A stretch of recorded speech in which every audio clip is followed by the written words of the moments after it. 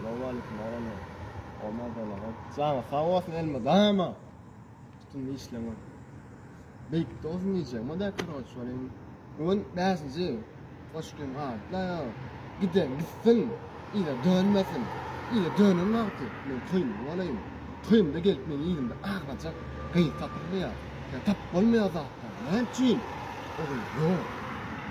Sadece oyunuma diye içine sadece gelin cahaya sadece gelin tap olmuyor. Ne tap olmuyor? Mesela için o pulladı hiç pul dengemem. Ne geliyor?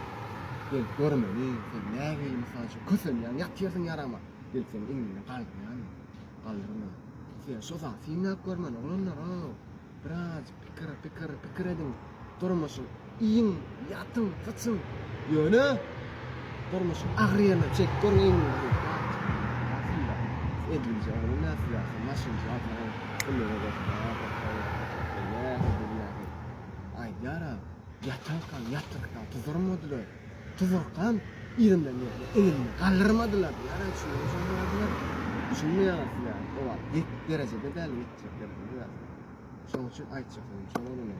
60 to'g'risini yashayim qolibsa. Bu boy vatjanga dunyo. Tanacak qoldim. Ular men shahidi. Endi nazar.